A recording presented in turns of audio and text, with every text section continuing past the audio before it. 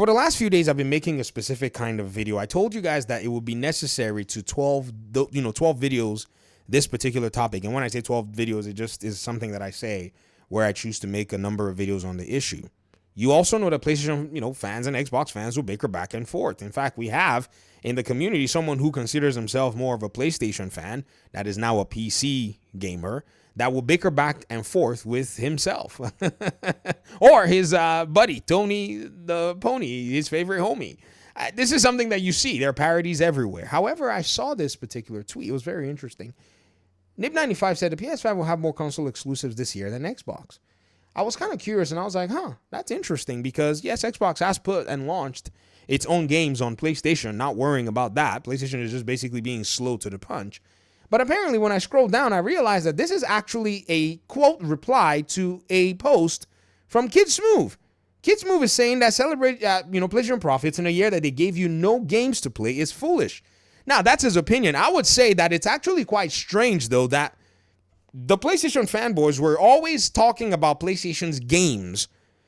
In the last few years, or last 2 years, those games have been, compared to Xbox, few and far between. That's just the reality. And Nib95 made this list. He said Death Stranding 2, Ghost of Yotei, Lost Soul Aside, Ballad of Antara, Where Winds Meet, Wuthering Waves, The Midnight Walk, Midnight Murder Club, and Code Violet. These are the PS5 console exclusives. Now, I have to kind of chime in a little bit.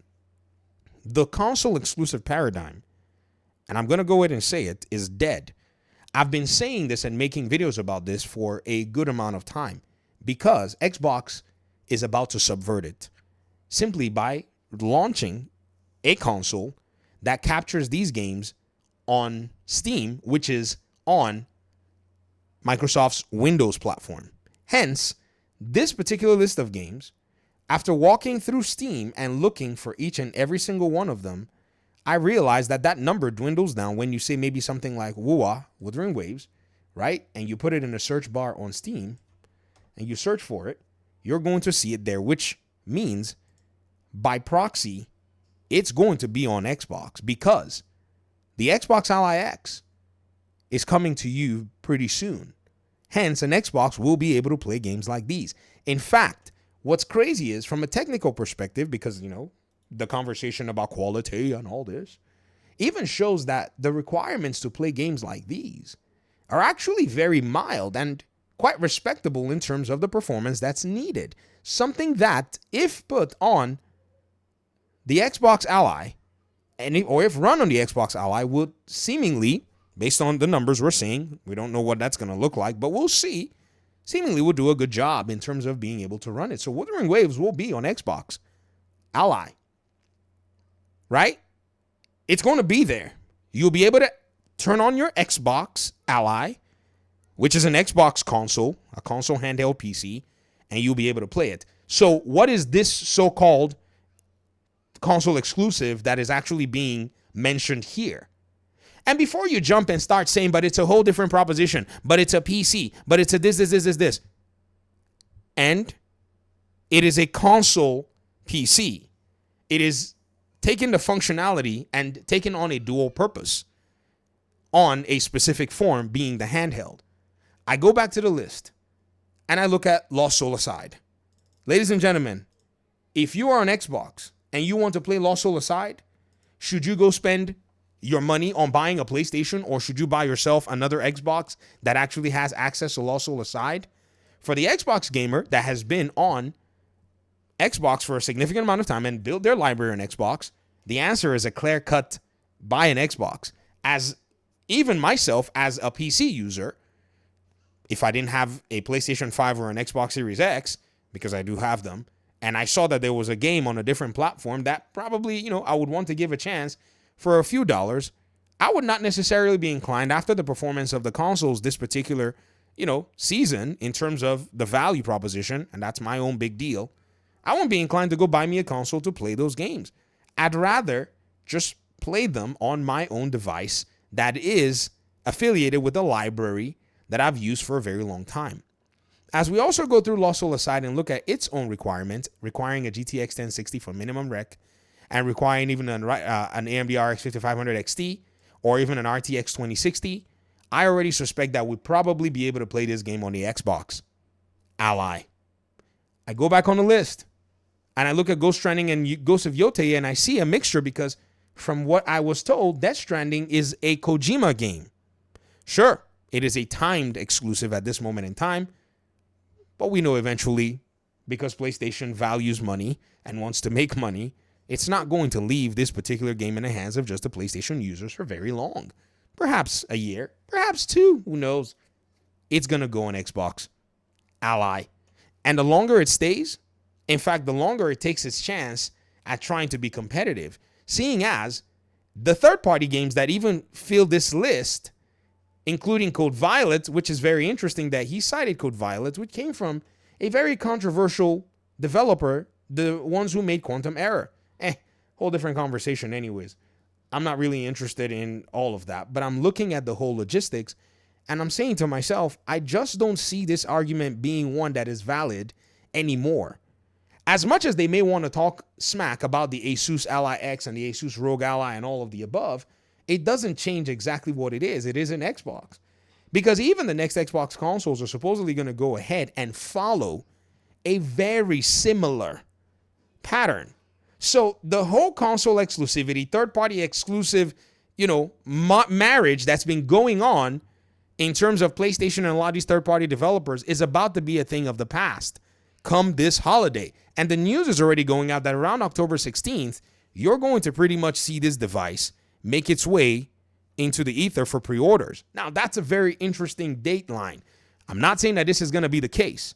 However, I just think it's really interesting at the end of the day that now people are trying to pull the whole console exclusive thing and make it seem like it's some kind of a special thing. No, exclusivity was hanging by a thread. The moment this device came, it showed up, took a pair of scissors to that thread, snap, cut it, and that's it. It's unnecessary for these publishers to keep games exclusive. For what reason? It's just funny that PlayStation has been doing this exclusivity thing all this while, instead of just banking on its 150 million PlayStation 4 users to shift into the PS5, offer them solid value, a good reason to move because they've already built their libraries on the PS4, right? It's been doing these exclusivity deals to do what? To block Xbox from what Xbox has refused to be blocked from forever and ever. Because like I said, PlayStation, you were dancing inside of the lion's den. You thought you were safe, right? You thought you were some kind of a bat that, I can hang on the, top side of this den and not be harmed. I can dance my way into printing money on Xbox's parent company's own platform, Windows, and also try to, in a sense, block Xbox from partaking thereof.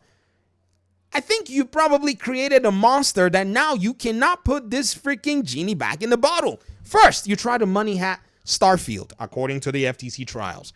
They bought the entire publisher. Then you started putting your games that you had blocked from their consoles, from their users, on Windows. They converted they are in the process of converting the freaking entire Xbox ecosystem to be Windows-based. Where are you going to go with this? I'm looking at the PlayStation aficionados and asking this question saying, what are y'all doing using this particular thing as some kind of a talking point? It doesn't make any sense. What you're seeing is at every given point, the Xbox business is responding in very intelligent ways, in my opinion. I think it's kind of smart. I think it makes a lot of sense. As a PC gamer, I've always wondered, right? When everybody was going to finally come around and say, PC is basically the final boss. And that's a fun thing to go out and start saying. But it's very interesting that now it's one of these things where, all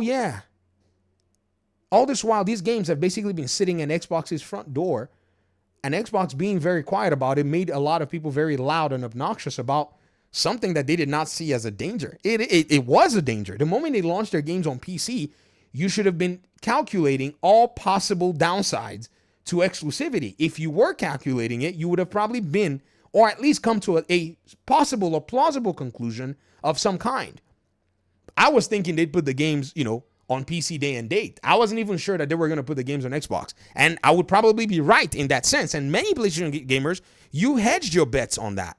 But what you didn't see was that Xbox was going to respond just as they responded with the attempted money hatting of Starfield to gain a significant position in their gaming economy as a platform, a publisher, and a competitor in the market.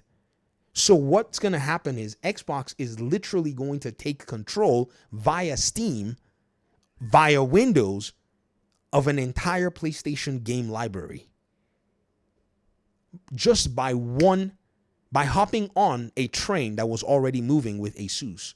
Imagine when they bring their full-blown consoles out and the Xbox gamer who doesn't want to buy the Xbox Ally can also enjoy the very same thing. This is a fascinating time in gaming. I'm here for it. Talk to me in the comment section. Peace out.